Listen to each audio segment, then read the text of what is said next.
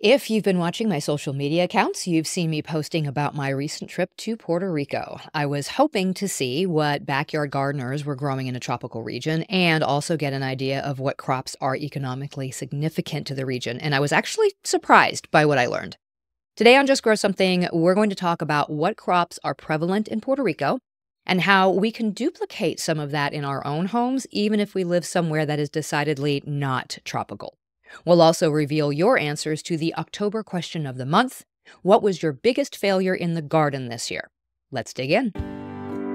Hey, I'm Karen. I started gardening in a small corner of my suburban backyard, and now 18 years later, I've got a degree in horticulture and operate a 40-acre market farm. I believe there is power in food and that everyone should know how to grow at least a little bit of their own. On this podcast, I share evidence-based techniques to help you plant, grow, harvest, and store all your family's favorites. Consider me your friend in the garden. So, grab your garden journal and a cup of coffee and get ready to just grow something.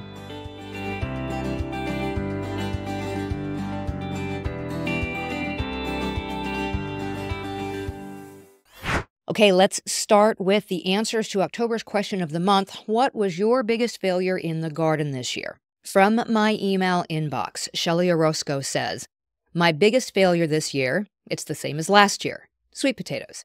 Last year, I had them in a very large planter and the vines were beautiful, but I didn't get any potatoes. This year, I bought 12 starts at a local nursery and planted 3 each in 5-gallon buckets. This year, the vines never developed and gradually all died off. Not sure what I'm doing wrong, but I'm thinking I'll try regular potatoes next year. But I love sweet potatoes, and I really want to grow some. And I feel that because I love sweet potatoes also. And this is super frustrating.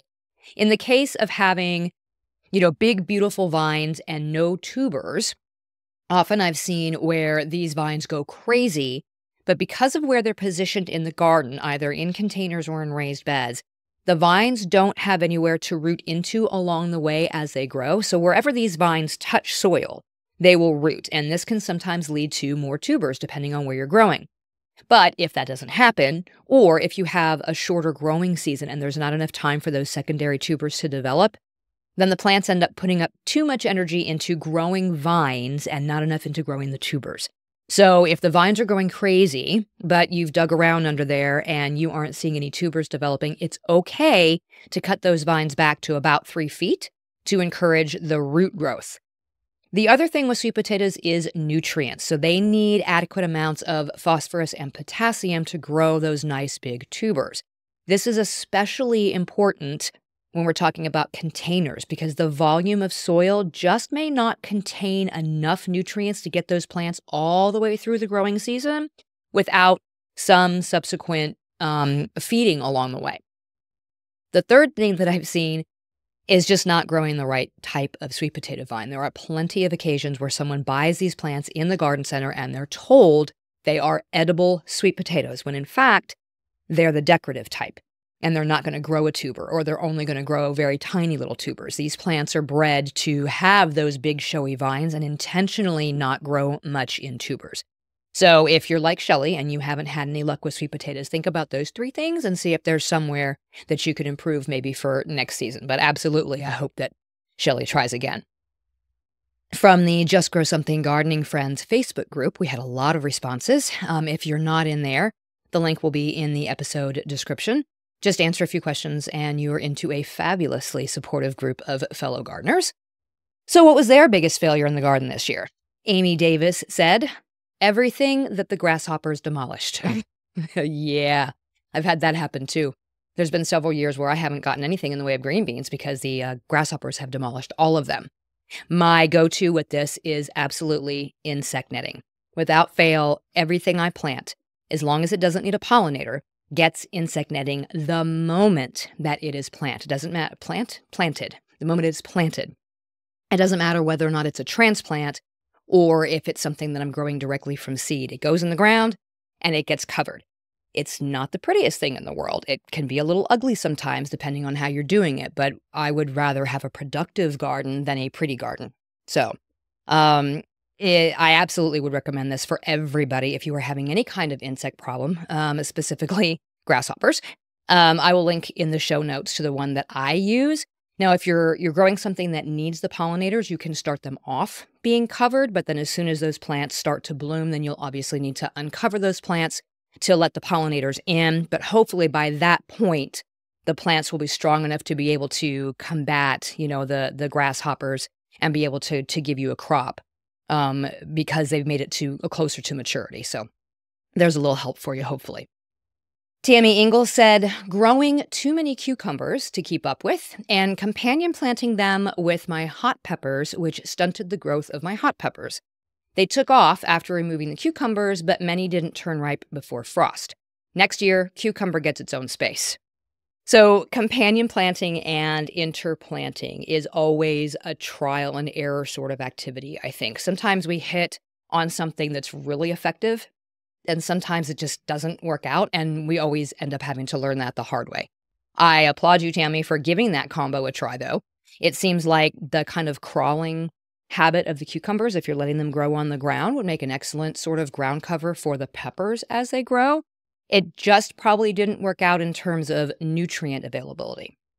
So a good rule of thumb when we're trying new interplanting techniques is high-low, fast-slow. So meaning plant the tall-growing plants with the lower-growing ones and then plant the faster-growing plants with the slower-growing ones. And that way you kind of have a staggered usage and you also have of nutrients and you have staggered growth patterns. But we also have to think about when these plants are using their nutrients, right? So peppers and cucumbers both rely on phosphorus and potassium for producing their fruits. So if I were to try this combo, I would plant an early crop of, say, pickling cucumbers, the ones that tend to push out a ton of little fruits over the course of, several weeks, and then they maybe start to die back a little bit. And then I would plant the peppers into the cucumber plants a few weeks into harvesting, while the peppers are generally using nitrogen to put on that leafy growth. So you have the cucumbers at that point pushing out their blooms and their fruits. They're using up the phosphorus and the potassium. They're not really relying as much on the nitrogen, where the peppers at that point are relying on the nitrogen to put out that leafy growth and to get big and strong. So then the cucumbers would be done and getting pulled by the time the peppers needed that phosphorus and potassium for their fruits. But in the meantime, the vines would have provided a ground cover to keep the weeds at bay that would compete with the peppers, right? And then you could replace the cucumbers with some leafy greens that would appreciate the shade of the peppers during the hottest part of the day. Lots of ways to play around with interplanting and companion planting, and experimenting like this is a great way to get more out of the same space. It just sometimes takes a little bit of work to get to a winning combo, so keep trying, Tammy. Charla McHarg said, my garden failure this year was waiting too long to start melons, so they didn't have enough growing time in my climate, Zone 5B, east coast of Canada. I had 2 tiny fruit that didn't ripen. With everything else planned for the garden, they were just lower on my priority list. I'll try again at some point, though. The silly thing is I did the same thing 2 years ago. Next time, I really have to start much earlier. Honestly, this is not uncommon for lots of different things. Melons, for sure, fall into this a lot, especially in short season areas.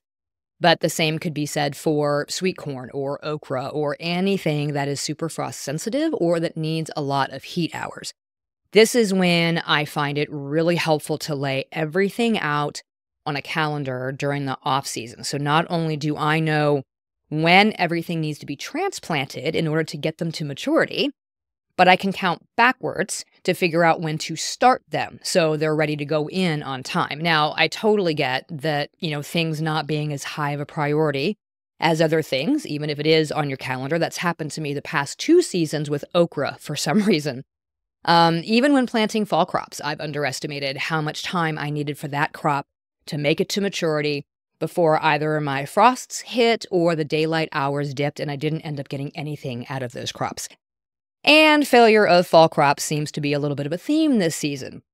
Cody Ruth said, not a single one of my fall plants made it. After carefully planning and seed starting in the heat of the summer, I thought I'd get much more assistance from Mother Nature with the watering, but we haven't had a drop since July. And I had a surprise surgery that kept me from tending them much while they were seedlings. Every single one dried up and died. First of all, Cody, I hope you have recovered well from your surgery. Second, you are not alone. With the exception of my Napa cabbage, kale, and collards, every single one of our fall crops failed too. And that 100% was because of excessive heat and zero rainfall. We've just now seen our first significant rainfall since July, just the past couple of days. I think our total rainfall from like July through October was less than 2 inches.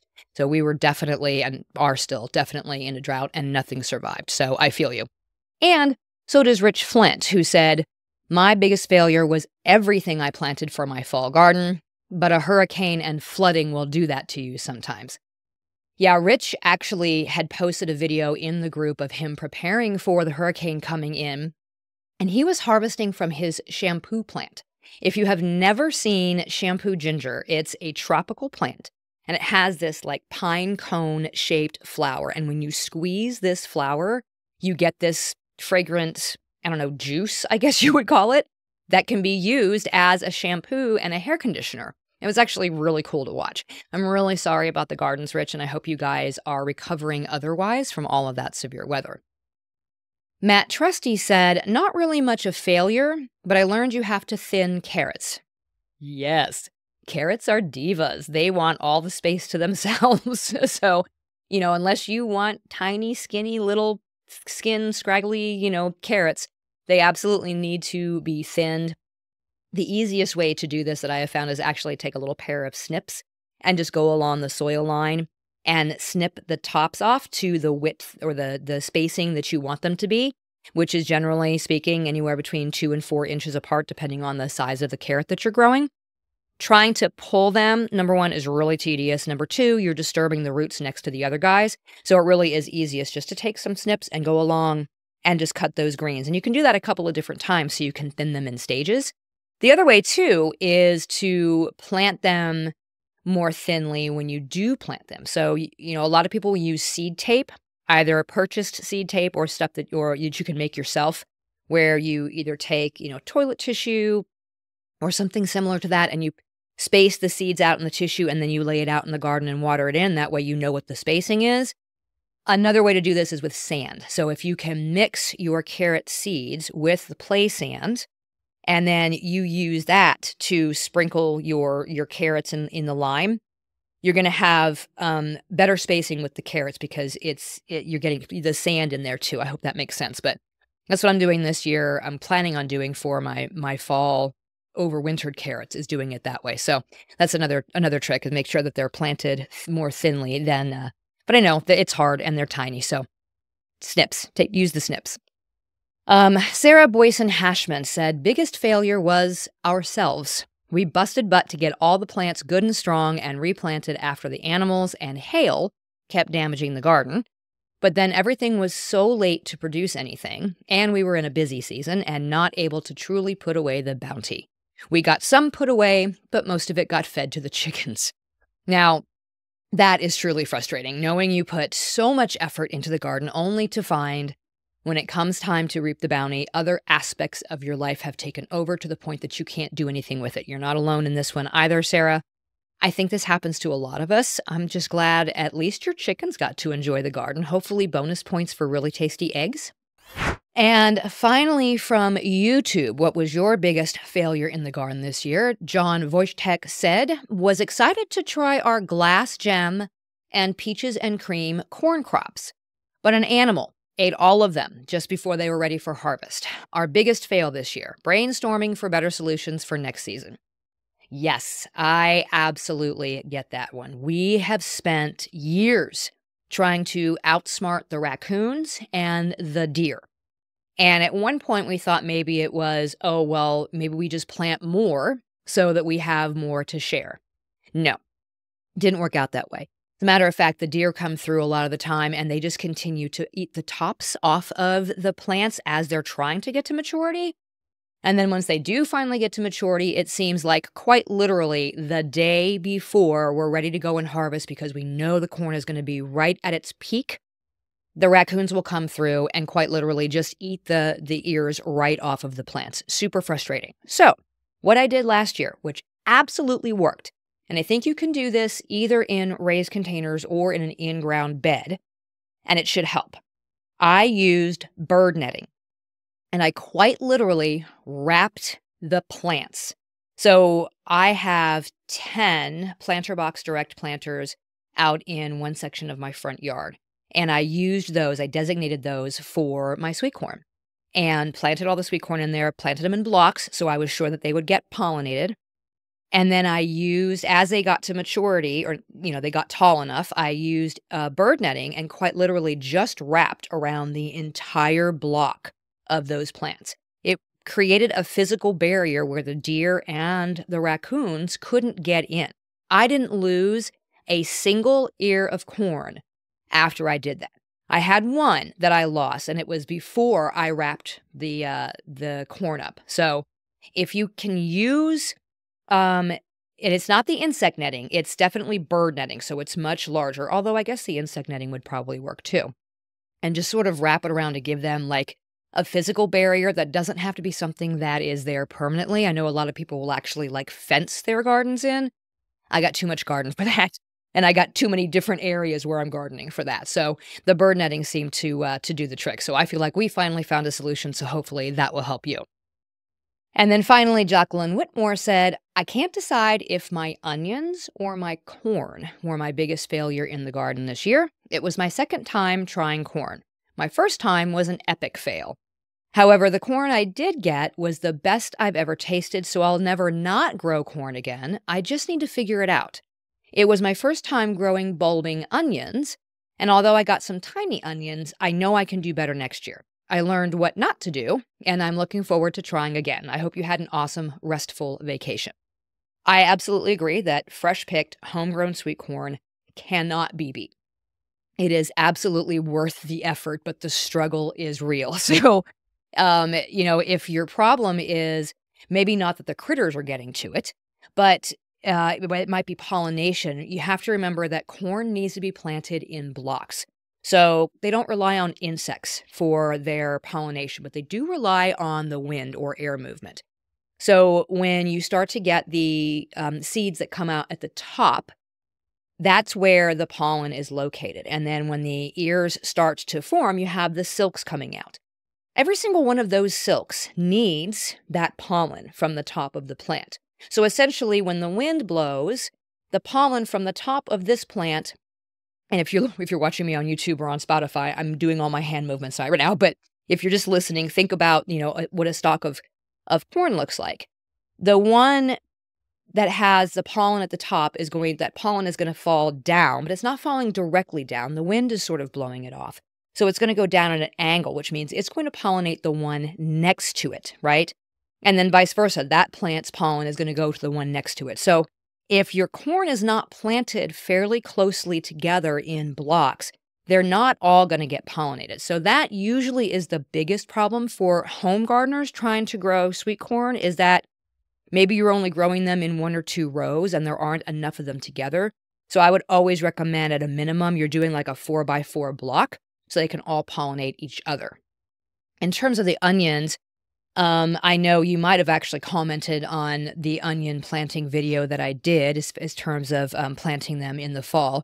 I also have lots of info on my website if you just search for onions, and I will also link my beginner's guide blog post for growing onions and my downloadable quick reference sheet in the show notes as well. My biggest failure this year had to be the failure of our fall crops. I have worked a lot of years toward getting the timing down just right for our area because it is usually so incredibly hot in the late summer at the time that I would need to be planting those crops. But I also know that I have to adjust that schedule based on the weather conditions. And this year, I just downright blew it.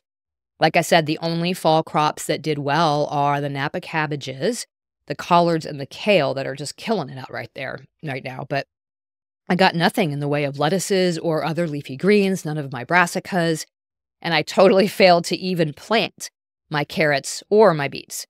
Now, the catch to all that is that it's still unseasonably warm here right now, and we are finally getting some rain. So I still have a chance to get some more things in the ground that can overwinter and pop up in the spring. But I still have to get my garlic and my onions in the ground because, I chose to go on vacation rather than getting those in on time. So anything beyond that, I'm going to consider a bonus.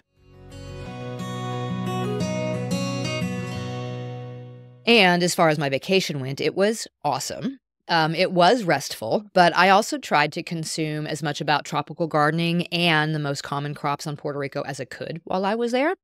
What I didn't see, though, was much of anything in the way of actual vegetable gardens. I mean, we traveled from San Juan, which is kind of on the northeast end of the island, and then we went all along the shore, along the north side of the island over to like the northwest corner, and then down the western shoreline and across the southern shore about to the halfway point or so. And then we also traveled the interior of the island a little bit on the southwest side, just a little. So there was only kind of one third of the island that we didn't really hit at some point along the coast anyway. And then a lot of the interior we didn't get to. But in all of that time that we were traveling around, I didn't see a single vegetable garden in terms of what I would recognize as a garden, meaning, growing tomatoes or cucumbers or things that would actually do really well in that climate, squashes and all kinds of things. Didn't see a one. And there was like salad on the menu when we went to eat places,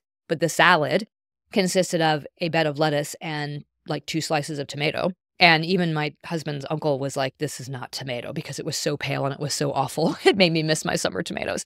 And it's not that the vegetables aren't utilized. It's only certain vegetables, I think, that are utilized in a lot of the cuisine on the island. The components of sancocho, which is a Puerto Rican type of a stew, includes things like kombucha squash and corn on the cob and different root vegetables. But I didn't see anybody actually growing any of that. What I did see in a lot of backyards was a lot of the tropical fruits. I think things that like really grow, plentifully and easily. So star fruit, I had my first star fruit. That was so good. Sweet, but sort of citrusy with like a crunchy texture, kind of like a firm melon. Very, very tasty. Saw a lot of bananas and plantains in people's yards.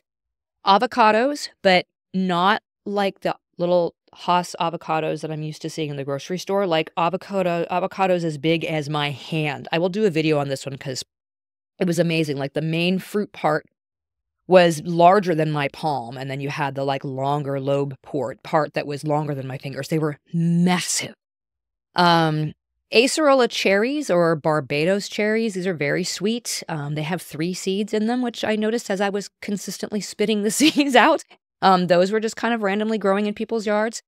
Canepas, which was something my husband was very excited to show me. These are small, round, green, what we refer to as a drupe. So a stone fruit that has like a pulp that has a little, like a single seed in the inside. So think of like a peach, but much, much smaller.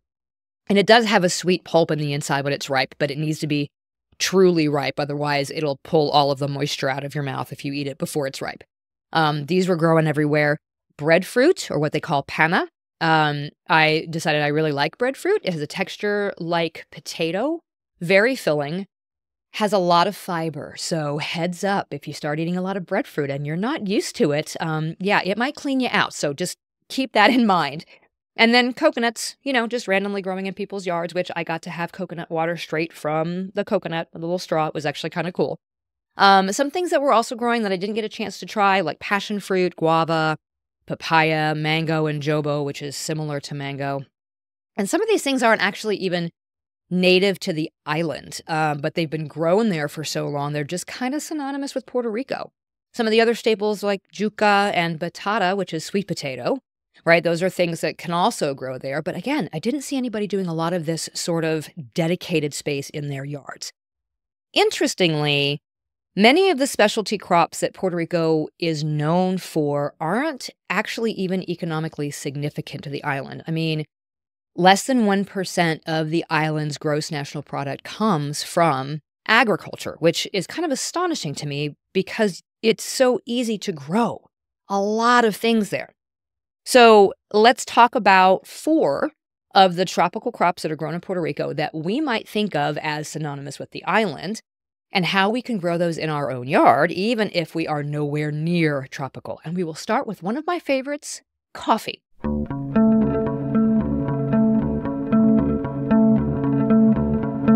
So we got the chance to visit a coffee hacienda that is now managed as both a historical site and a nature preserve, and got to see how the coffee used to be produced there. Coffee has a long history in Puerto Rico, having been introduced in the early 1700s while under Spanish rule, originally just being grown to be consumed locally. But by the end of the century, Puerto Rico was producing over 1 million pounds of coffee per year. And that number continued to increase to where by the mid to late 1800s, Puerto Rico was the 7th largest coffee producer in the world. But that changed quite a bit when the U.S. annexed the island, and there was a series of natural disasters that leveled much of the agricultural areas. So when the Domino Sugar Company rolled in, the focus quickly shifted from coffee to sugarcane. I learned a lot about Puerto Rico's history on this trip and how their agriculture has shifted according to who is in charge of the island. It's interesting, to put it mildly. So coffee plants require partial shade, consistent rainfall, and a well-draining, slightly acidic soil. So Puerto Rico's mountainous and shaded areas meet this demand beautifully. So coffee actually can flourish in Puerto Rico. Nowadays, most of the coffee grown on the island is actually just consumed locally, and there are a lot of different sort of artisanal brands. Only about 0.1% of coffee produced in Puerto Rico is ever exported. So you're not likely to find Puerto Rican coffee in your store unless you go looking for it. Now, if you live in a tropical area, you can grow your own coffee plants. You just need some rich, well-draining, but slightly acidic soil, so we can sort of mimic that volcanic soil condition of Puerto Rico. You want to plant your coffee plants under taller plants so that you provide that shade that it likes. It likes indirect light. And then maintain regular moisture, just allowing the soil to dry slightly between waterings. And mulch is a good idea here, so you can retain the moisture and regulate the soil temperature. But if you are not in zone, 9, 10, 11, then you can also grow coffee plants, and I am super excited to try this, by growing them in a container. So you can plant coffee plants in a large container that can be brought indoors. You can grow them as a house plant, even though they may not reach full productivity, but you can bring them back out in the summertime, as long as you are maintaining a temperature between 60 and 70 degrees as a minimum to sort of mimic that tropical condition. So when you bring it in the house, you want to keep it in indirect light, maybe near a sunny window or under some grow lights, but not too much direct light because, again, they like those sort of shaded conditions. So, yeah, watch me start growing my own coffee next summer, okay? And number 2, let's talk about bananas and specifically plantains, right? They are both staples in Puerto Rican cuisine. Plantains, especially if you've ever had something called tostones. They were yellow plantains that have been sort of mashed and formed into a little disc, and then they're fried and salted. They're very good. They're very crunchy. But bananas also are sort of important, and these are kind of significant to agriculture. Again, not as like a large-scale export, but that's mostly because there's a really high local demand. I mean, plantains especially are definitely significant in terms of just local consumption, right? The interesting thing, and I did a video about this on both Instagram and a larger one on YouTube, talking about the way that plantains and bananas grow. They're actually not trees. They are an herb that regrows from an underground rhizome or corm. So what we call a pseudostem that looks like a trunk is actually the individual leaves coming up, and they're coming up super tightly wrapped around each other. So they look like a stem or a trunk. And then those leaves start to come up out of the top, and they will produce one set of fruit. Now, this could be multiple bunches, especially with the bananas. But they have one long stem that will come out, produce all these little, bunches of bananas or bunches of plantains, and then they'll have the flower at the end of it. Once it's done fruiting, that's it. That plant is done producing. So either it would naturally die back, or what is typical is it gets cut down to save the energy from those underground rhizomes, because that's where a new one is going to grow from, right? And it typically takes around 9 months or so for these plants to produce. So obviously they like a warm, sort of humid region. They do need well-draining fertile soil. If they're growing them for cultivation in terms of, a farmer, they're going to plant them in rows, spacing them about 10 feet apart to allow for the full growth. They can also be grown in clusters too. And they do grow best in the areas of the island that get abundant rainfall. There are sections of Puerto Rico that do not get as much rain as the rest of the island. In fact, some of them are downright dry. And as you drive through, you can kind of tell where those regions are because the greenery isn't as lush, and it's actually not even as green. You can see the landscape is sort of browned out a little bit. If you live in a tropical environment and you want to be able to grow your own bananas or plantains, then again, just think about adequate spacing around the base of each plant to accommodate those really broad leaves. And you want a loamy, fertile soil with really good drainage because we don't want those roots to rot because we're relying on that root system to regrow those plants every year. And then bananas and plantains actually do need consistent moisture, especially during dry spells. So, and it seems, from what I understand, talking to people, that the bananas require more water than the plantains, which kind of makes sense if you know the texture. Bananas tend to be, a little bit more moist than plantains. Plantains tend to be a little bit drier, so maybe that has something to do with their water requirements. I don't know. But these are tall plants with very large leaves, so just know that they're going to be prone to some wind damage. Now, if you want to grow these at home and you don't live in a tropical environment, you can do that. I actually have a friend here who grows banana plants in her backyard every single year. Now, obviously, they haven't produced a fruit. I mean, I'm in West Central Missouri, so we don't have a summer that is long enough for that to happen. But they do grow every single year, and she has gotten flowers off of them. As a matter of fact, she actually got some fruit on it this year, too, although I don't think it was, long enough before our frost to actually have those fruits develop. You can either do them in a container, if you want to bring them in and you really do want to try to get them to fruit, it's going to have to be a large container. We're talking a 15-gallon container, and you're likely going to need to put some wheels on it in order to be able to wheel it in and out.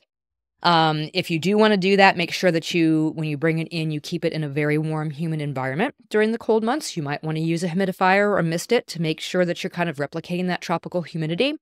There are dwarf varieties, so those are a little bit more manageable indoors if you're really going to want to try to grow this. In fact, where we were staying, the variety of bananas that were growing in the backyard were actually a dwarf variety, so it was a very low-growing plant, but there was a ton of fruit on it. The other option, too, is to just grow them decoratively like my friend here does, which we liked the kind of tropical vibe so much that we're actually considering doing that. We can actually plant them out here and just let them do their thing. They will grow, and they grow fairly quickly and get those big leaves on them, and they're just cool to look at. And then at the end of the season, they'll just die back. We cut them down, and they'll overwinter if we mulch them really well, and they'll come back on their own again the next year. So if you want the fruit and you want to bring it indoors, 15-gallon container, try the dwarf varieties. Otherwise, just enjoy the tropical vibe outside during the summertime. Number 3 on our list of tropical plants that you might want to grow at home that does grow in Puerto Rico is pineapple. I had the tastiest pineapple I have ever had in my life. And it was a mini pineapple, so piña, I'm going to try to say it, piñaquito, so small, mini pineapple. It was super sweet. It was super juicy. And I mean, Puerto Rico is the ideal tropical climate for growing pineapples. Again, one other thing that is mainly for the local markets, but also specifically for tourism. Like pineapples do contribute a lot to the sort of agritourism sector because, you can line them up along a fruit stand as people drive down the highway and they see, I fell victim to them, like, oh, I want pineapples, right? But they were so good. They were tasty. Pineapple plants, again, they thrive in that sandy, acidic, soil. So that's very common in Puerto Rico, that very volcanic soil. And they're grown typically in rows to make sure that each one of those plants has ample space for the very broad leaves. So if you are in a tropical environment and you want to grow your own pineapples, again, sandy, slightly acidic soil, you're probably going to want to add some organic matter because they do need some good drainage. Pineapples need full sun in order to produce that really sweet fruit. So you are definitely going to want to plant them someplace that gets direct sunlight, a lot of sunlight, right? You also want to allow enough space between those plants to prevent the competition for that sunlight and also for the nutrients. The one thing about pineapple, though, too, is you want to make sure that they don't get waterlogged because that can lead to root rot. And also, from what I understand, that also tends to sort of dull the sweetness of the fruit. I liken that to something similar with us, like in our tomatoes. You try to grow a tomato and it gets too much rain and it doesn't taste as strong. I'm guessing that maybe with pineapples, it's the same thing. Now, if you grow in a cooler climate like I do, you absolutely can grow pineapples in a pot. And if you're on YouTube or on Spotify, this is my pineapple plant. Actually, it's one of two. Now, it really should be probably 3 times this size, but I did not have it in the proper spot outside in the sun this year. It did not. I put it on my back porch. I actually have 2 of them, and they didn't get nearly as much sun. They really should be much larger than that, but they're thriving. They're doing just fine. The pineapples grow really well in pots. And as a matter of fact, you just take the top of a pineapple that you bring home from the grocery store. You can plant that top in a container of just like cactus or succulent mix. And there you go. Put it near a south-facing window in the wintertime, or give it some grow lights. Put it outside in the summertime in the full sun. Let it do its thing. You definitely want to make sure that you're keeping them above 60 degrees Fahrenheit at night. You don't want to get any cold drafts. They are barely sensitive to the cold. And it can take up to 3 years, but you will get a fruit eventually out of them. They'll produce a new pup or fruit, sometimes as quickly as 18 months in a container, but definitely at least by about 3 years. Again, if you're putting it in enough sun. I did not do that. I'm hoping next year, I think about it properly in the spring when I'm putting them outside, and maybe I'll have, I don't know, some fresh pineapple that I can grow myself here soon. And then the last one is papaya. Papaya is a little bit of a local staple in Puerto Rico. It's often sold fresh or processed.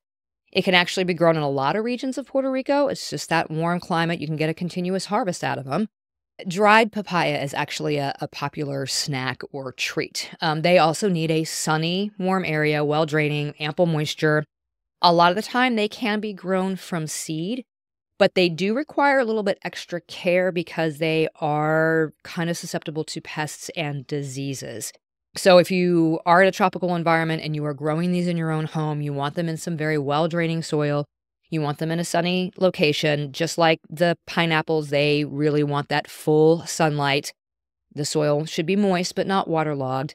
And you're going to want to keep an eye out for those common papaya pests. So aphids, whiteflies, spider mites, and fruit flies are the most prominent ones, but you also have to watch out for nematodes as well. If you are to try to grow papaya in a cooler climate, I don't think I'm going to take this effort, but you can grow dwarf varieties. They can be grown in containers. Put them outside in the summer, bring them indoors during the colder months. They need that bright light, so they definitely need to be near like a sunny window or under grow lights. Warm indoor temperatures, definitely above 65 Fahrenheit. High humidity, so use a humidifier if necessary. This, again, may be something that is just kind of done, for the fun of it as a challenge to try. I don't think you're going to be able to grow enough papayas indoors or in a cooler climate to actually, get too much in the way of fruit. But the dwarf varieties, you may get a few fruit every year, and that might be worth it. I don't know. Maybe I will give it a try. We'll see.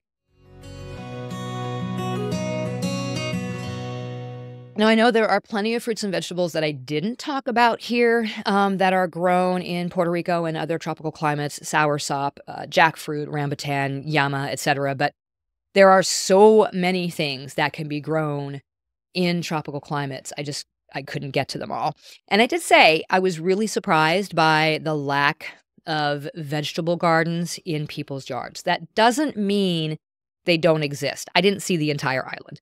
But it was pretty obvious to me that folks were taking advantage of the trees and the plants that tend to just kind of grow wild without much care and harvesting from those rather than trying to tend a garden of things that would no doubt do phenomenally well, but require a lot more care, like eggplant or cucumbers or tomatoes, right? And we can't forget about the devastation from Hurricane Maria in 2017 and the effects of that are still being felt across the island. There were plenty of small farms and school farms that were wiped out during that storm, and while some of them were able to rebound very quickly with help from the residents of their own barrios or neighborhoods, and they were subsequently able to supply food for those neighbors, Others weren't so lucky. So I look forward to going back and exploring more of the island and maybe tour more of the interior areas where maybe more small scale agriculture is happening to see if maybe more people there are growing their own tropical backyard gardens. Don't forget to check the show notes for the references and the resources for this episode for some additional information about everything that we talked about today. Until next time, my gardening friends, keep on cultivating that dream garden, and we'll talk again soon. Thanks for listening to another episode of the Just Grow Something podcast. For more information about today's topic and to find all the ways you can get in touch with me or support the show, go to justgrowsomethingpodcast.com. Until next time, my gardening friends, keep learning and keep growing.